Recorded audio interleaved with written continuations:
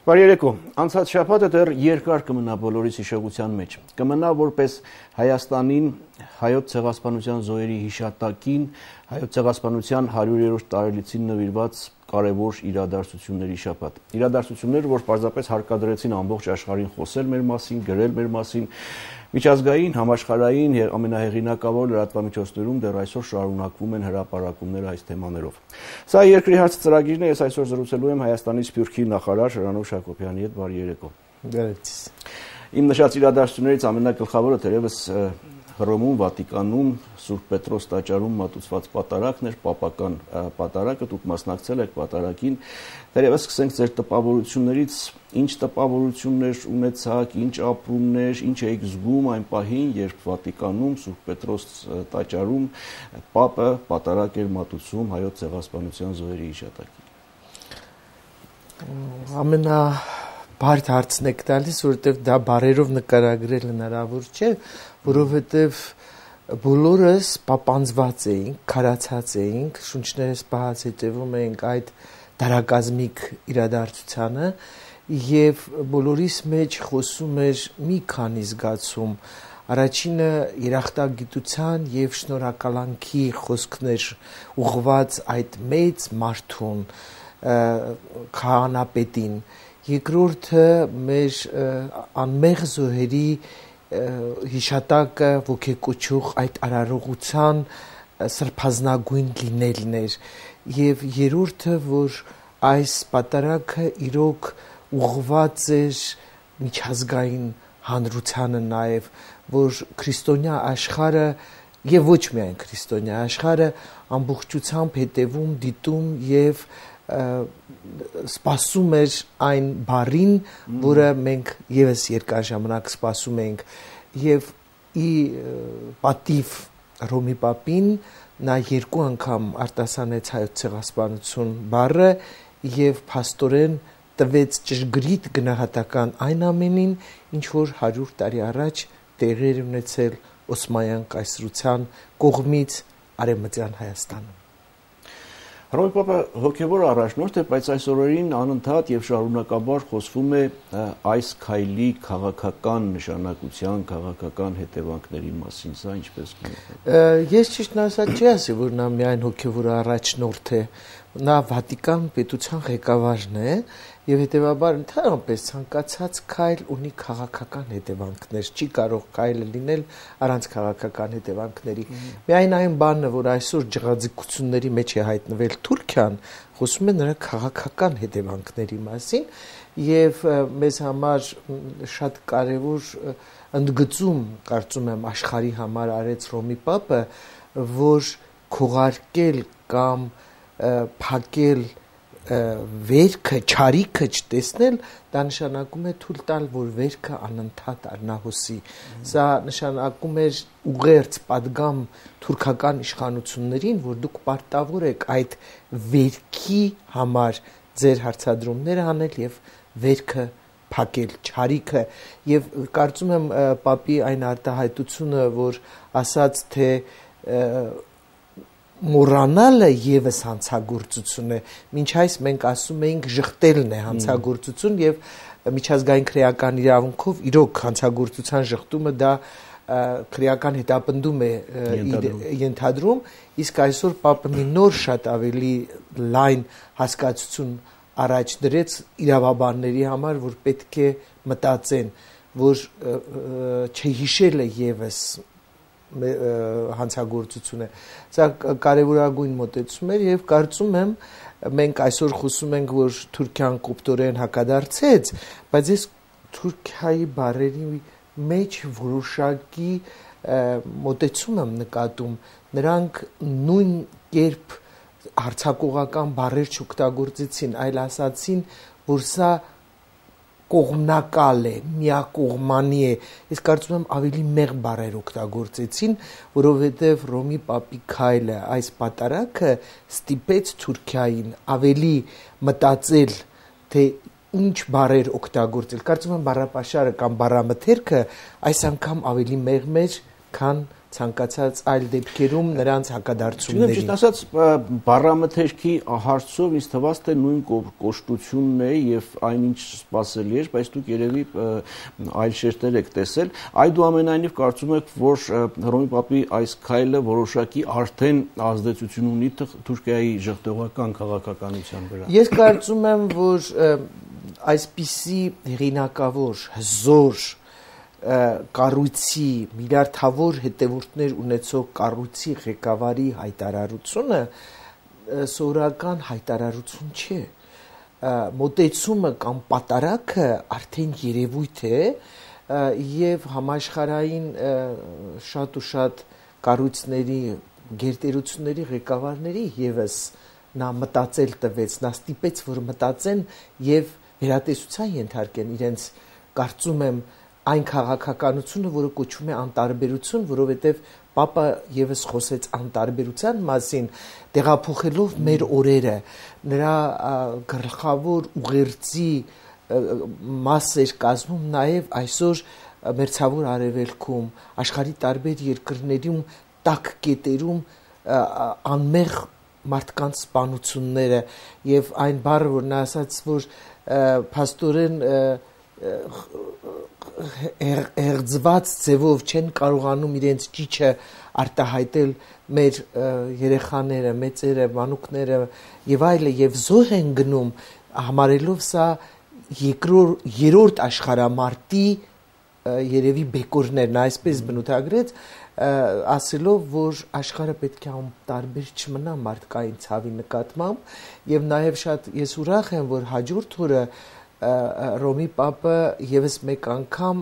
իր այսպես ասած հանդիպման ժամանակ հոգեվոր առաջնորդներին ասաց որ եկեղեցին պարտավոր է խոսել ճշմարտության լեզվով ճշմարտությունն է որ միայն կարող է արդարություն բերել եւս մեկ անգամ շեշտեց պատասխան թուրքական իշխանությունների Դա է ուզում ասել, դա դիտվեց որպես պատասխան Թուրքիայի այս արձագանքներին։ Խելացի շատ ճիշտ ընտրված բառով 1-2 նախադասությամբ պատասխանեց թուրքական իշխանություններին, որոնք պետք է հետևություններ անեն։ Ժամանակն է, որ հասկանան, որ այլևս խափելու, կեղծելու, ժխտելու ժամանակները անցել են։ Ուրեմն կարծում եք, որ սա ազդեցություն կունենա կամ թերևս արդեն նշմարվում է այդ ազդեցությունը ոչ միայն Թուրքիայի ժողովրդական քաղաքականության վրա, այլև աշխարհի պետությունների դիրքորոշման վրա հետագայում։ Ես ամենայն դեպս այդպես եմ կարծում, չնայած ժամանակը դեռ շատ կարճ է գնահատականներ տալու, բայց բոլոր դեպքերում, եթե դիտարկելու լինենք իրոք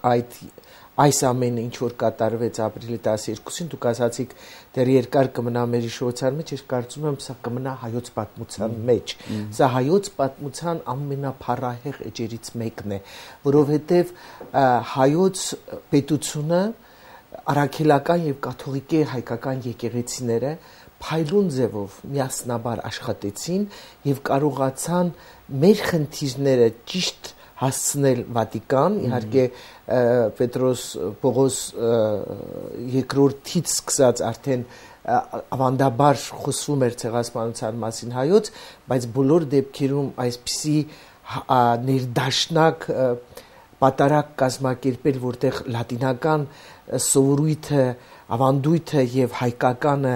մեկտեղել եւ այդ բոլորին ականատես լինել ու տարածել աշխարհում եք կարծում եմ շատ փայլուն էր եւ այստեղ ես ուզում եմ առանձնացնել մեր դեսպանի յուրօրինակ եւ ակտիվ դերակատարությունը այս հարցում, որտեղ շատ մեծ աշխատանք էր տարված։ Մենք ընդհանրապես տեսանք վերջնակետը, բայց դրան նախորդել էին շատ ստորջրյա գետերի, լճերի, այսպես ասած անցումներ, որոնք բերեցին լավագույն արդյունքի։ Առաջին անգամ այս ներդաշնակությունը տեղի ունեցավ։ Առաջին անգամ հայերեն, լատիներեն, պորտուգալերեն, ֆրանսերեն, իտալերեն աղոթքներ հնչեցին։ Առաջին անգամ ես որպես հայ մարդ հպարտությունից հոգիս փառավորվել էր, երբ մեր ամենայն հայոց կաթողիկոսը Մեծիտանն Կիլիկիո կաթողիկոսը, հոգևոր տերը Կիլիկիո առաջնորդ կաթողիկոս պատրիարքը երեք հայ մեծեր ինչ ասեմ, փաստորեն Սուրբ Պետրոս եկեղեցում ելույթ են ունենում եւ ներկայացնում մեր դատը։ Դուք կարծես կանխարգելացիք իմ հարցը, պիտի ասեի, թե այս պատարակը նաեւ աննախադեպ էր արարողակարգային որոշակի շեղումներով, հայկական դուդուկ եւ ելույթներից ինչ կառանձնացնեիք հատկապես։ Ես կարծում եմ մեր եւ կաթողիկոսների եւ հոգեվոր տիրոջ խոսքերը հիմնականում իրոք ուղղված էին արդարության վերականգնմանը, ցեղասպանության ճանաչմանը եւ իհարկե շատ կարևոր հարցադրում արեց ամենան հայոց կաթողիկոսը, երբ ասաց շրջափակման մասին եւ շատ կարևոր էր Մեծիտան Կիլիկիո կաթողիկոսի անգլերեն խոսքը, որը ոչ թե ուղղված էր հայկական սփյուռքին, չգիտեմ ինչու մեր լրատվամիջոցները այդպես են ասում, այլ այդ անգլերեն խոսքը ուղղված էր աշխարհին, որ ոչ թե թարգմանաբար լսեին, այլ կոնկրետ մեր կաթողիկոսի բերանից լսեին իրոք ցեղասպանության եւ նրա դաժան հետևանքների եւ պահանջատիրության մասին։ Ամենայն դեպս դուք ասացիք անցակ, ուզում եմ ասել այդ հազարավոր մարդկանց աչքերից անկախ իրենցից տղամարդ թեկին արցունք էր հորդում, երբ հայկական դուդուկը սկսեց նվագել։ Սա եւս չտեսնված կամ չլսված երևույթ էր, որ կաթողիկե եկեղեցում լատինական եկեղեցու, այսպես ասած, ավանդապաշտ, խիստ, պահպանողական եկեղեցում նաև նման մոտեցում ցուցաբերվեց։ Հետևաբար ես ուզում եմ ասել, որ եթե այսպես նորից մի գնահատական էլ տամ, կարծում եմ, որ Ռոմի Պապը ավելի շատ բարություն ուզեց տարածել աշխարհում։ Նա եւ խոսքը, եւ տեսքը, եւ կեցվածքը, եւ մոտեցումը դիմում էր աշխարհին, խնդրելով լինել բարի, լինել ճիշտ, լինել ուղիղ, լինել ազնիվ եւ ոչ թե փորձել այժմյական շահերը վերդասել մարդուց եւ մարդկային իրավունքներից։ Սա եւս կարծում եմ կարևոր քայլ էր, որ տեղի ունեցավ եւ դեռ երկար մենք կզգանք, ես այդ կարծիքին եմ, այս պատարակի եւ պատմական եւ քաղաքական եւ համաշխարհային նշանակություն։ Մենք մի փոքր խոսեցինք նախապատրաստական աշխատանքների մասին, հասկանալի է, որ այս կարգի իրադարձությունը մեկ օրում չի եղել, հասկանալի է, որ դրան նախորդել է երկարատև, բավական դժվար նախապատրաստական աշխատանք, եղել են Թուրքիայի հակազդեցությունները, որը հնարավոր եղավ չեզոքացնել, եւ իհարկե անկախ մարդկանց չգիտեմ, քաղաքական հայացքներից եւ այլն, կարծես թե բոլորի մոտ համաձայն եք, որ բոլորի մոտ այսպես միակարծություն կա, որ այս պարագայում գոնե Հայաստան պետությունը եւ հոգեվոր իշխանությունները եւ քաղաքացիական իշխանությունները եւ դիվանագիտական ներկայացուցչությունը իսկապես լավ էին աշխատել։ Այո։ Գիտեք, շատ կարևոր էր նաև մեր կաթողիկե եւ առաքելական եկեղեցիների համատեղ աշխատանք։ Նկատի ունեմ հայ կաթողիկե եկեղեցու, որովհետեւ սրանք ճիշտ նշեցիք, կարող եմ ասել տարի եւ ավելի պատմություն ունեցող հարցեր, որը մշակվում, քննարկվում, ծրագրավորվում եւ դուք տեսաք, թե այդ նույնիսկ սցենարը, ամբողջ արարողակարգը ինչպես էր մշակված եւ այն փոքրիկ երեխաները հայկական զգեստներով, հայկական տարազներով, որ բերեցին գինին եւ հացը, մատուցեցին քահանայապետին սրբազնագույն, կարծում եմ դա եւս իր մեջ մեծ խորհուրդ ուներ եւ այո, ես տեղյակ եմ, թե ինչքան մեծ դժվարությունների են հանդիպել մեր պետությունը եւ եկեղեցին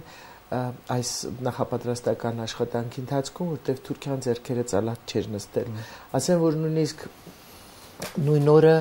Թուրքիայի դեսպանը մամուլի ասուլիս էր հրավիրել Վատիկանում, սակայն հետո չեղյալ հայտարարվեց այդ մամուլի ասուլիսը եւ ընդամենը ժամեր անց նրան հետ կանչեցին Թուրքիա, այնպես որ Թուրքիան ակնդետ հետևում էր եւ նրանք երիցս համոզված էին, որ Ռոմի Պապը չի արտասանելու ցեղասպանություն բառը, բայց նրանց բոլոր խարդավանքները եւ նրանց գործած ցանցը իրենք ընկան այդ ցանցի մեջ, իրականություն չդարձավ, կարծում եմ իրոք արդարությունն ու ճշմարտությունը հաղթանակեց այս պատարագի ընթացքում։ Լավ, հոգևոր հարթությունից տեղափոխվենք աշխարհիկ, ես կասեի խիստ աշխարհիկ հարթություն, հա, այդ օրերին Հայաստանում էր նաև Քարդաշյանների ընտանիքը,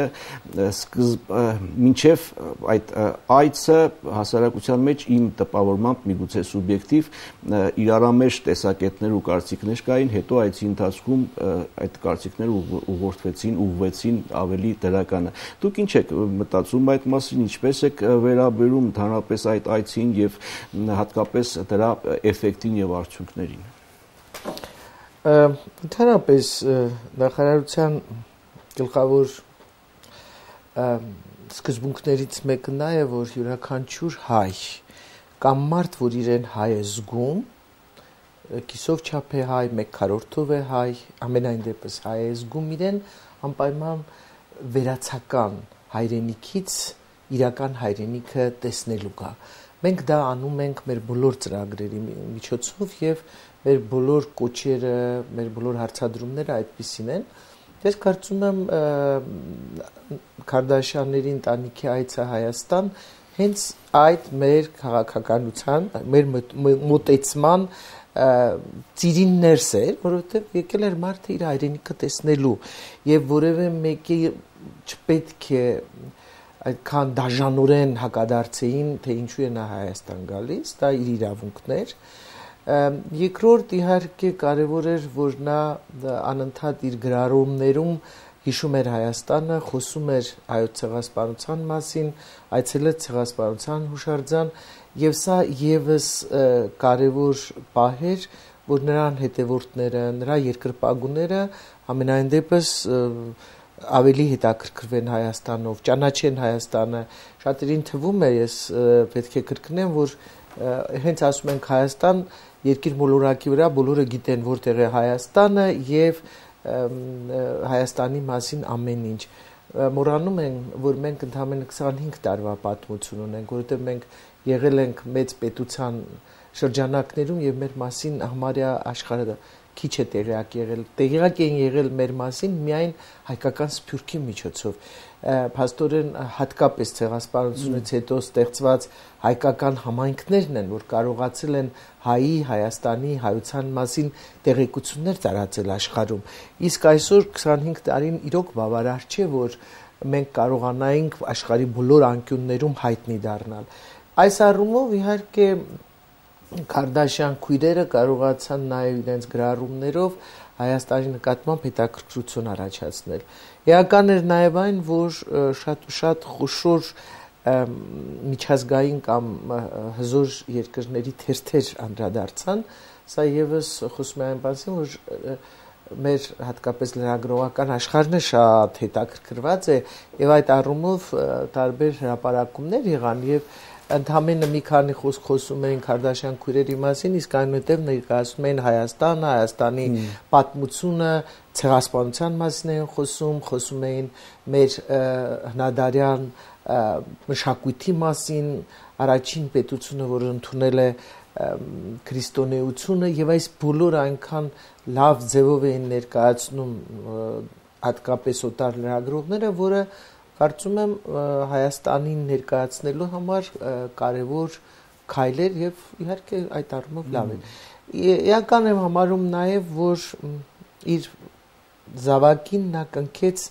Երուսաղեմում, հայկական եկեղեցում, որովհետեւ ոչ բոլոր դեպքերում է ի վերջո ընտանիքում կինը հաղթում, կարող էր ամուսինը հաղթել եւ այլ առաջարկ արվեր։ Եվ բացի այդ, ես ուզում եմ ասել, որ նա Հայաստան եկավ շատ հետաքրքիր ձևով, եկավ ամուսնու, երեխայի հետ, քրոջ հետ, այսինքն ընտանեկան ձևով նա ներկայացավ հայ հասարակությանը։ Այդ բանամենայնիվ, որ մեծ դրական ազդեցություն ունեցավ, նշանակություն ունեցավ Հայաստանի ճանաչելիության, հա, եւ հայոց պատմության, ես կարծում եմ նաեւ զբոսաշրջությանը նա կարող է մեծ զարկ տալ, որովհետեւ ելի եմ կրկնում երկրպագուների եւ հետևորդների բանակը կարող է մտածել գնալ տեսնել թե ինչ իրենից ներկայացնում Այս առումով կարծես իր արածը մի յուրահատուկ արիտուն էր, հա? Կարելի է այդպես ասել։ Ավելային դեպս իր համար արիտուն էր, օտարների համար ճանաչելիության կարծում եմ բանալի համար նաեւ շատերի համար, հա։ Նու բոլոր դեպքերում կարծում եմ տարին այնպիսին է ցեղասպանության 100-րդ տարելիցն է իմ տվյալներով եւ մեր շփումների արդյունքում գրեթե բոլոր հայերը կարծես ուխտել են ուխտագնացության գալ հայրենիք մենք ակնհայտ մեծ հոսք ենք սպասում մեր հայրենակիցների օտարներին չեմ ասում բայց հայերը մեծ ոգևորությամբ ուզում են Հայաստան գալ այսօրերին դուք որևէ հյուրանոց չեք գտնի նույնիսկ վարձուտներ չեք գտնի օթանավերում որևէ տոմս չկա որ կարողանան գնել գալ բավականին բարդ իրավիճակ կա մարդիկ կան որ զանգահարում են խնդրում են ձևեր գտնել որ իրենք էլ հասնեն մասնակցեն այս Մնում է որ մենք պատրաստ լինենք, այդ որ ասում եք հյուրանոցներում տեղ չկա հանկարծ կների, թռիչքային չլինի, չգիտեմ, ենթակառուցվածքները պատրաստ լինեն, այսինքն մարդավարի ընդունել ճանապարհը։ Ես կարծում եմ, որ մեր գործարար աշխարհը պետք է այս մասին լրջորեն մտածի, ոչ թե ամեն գնով գերշահույթներ ստանալ, այլ հակառակ այնպիսի պայմաններ ստեղծել, որ մարդիկ գան եւ եթե մի քիչ ավելի էժան լինի նրանք գոհ վերադառնան մեկը 10 մարդ կուղարկի պատմելով ավելի շատ կգան իսկ եթե գնան եւ ասեն այնտեղ ամեն ինչ թանկեր ուրանոցների գները սուղ էին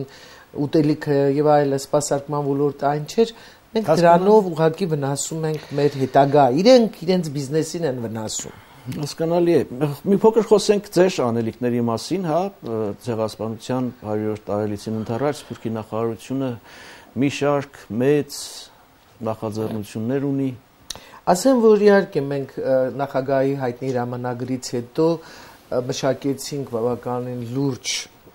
միջոցառումների ցանկ եւ երաշխավորեցինք բոլոր տարածաշրջանային հանձնաժողովներին, որ եթե իրենք ցանկանում են այս կամ այն քայլերը անել, դրանք քաղաքական, քարոզչական, գիտական, հետազոտական, մշակութային, կրթական եւ այլն, եւ պետք է ասեմ, դա բավականին օգնեց նաեւ մեր տարածաշրջանային հանձնախմբերին։ Այսօր ես շատ ուրախ եմ, որ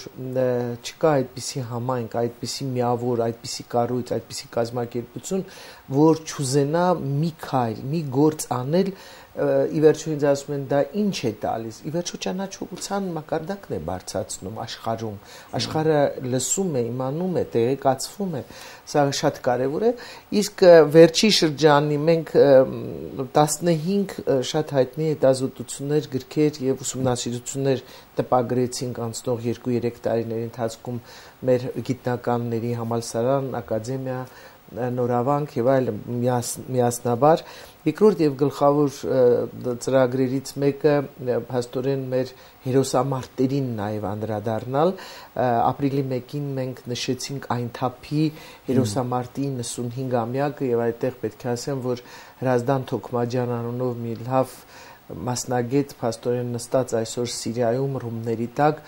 փորձում է մեր հայկական ասեղնագործությունը, մեր հայկական գորգերը ամեն ինչ դարձնել կոթողային գրքեր եւ գրքի շնորհանդեսը արեցինք մենք այդ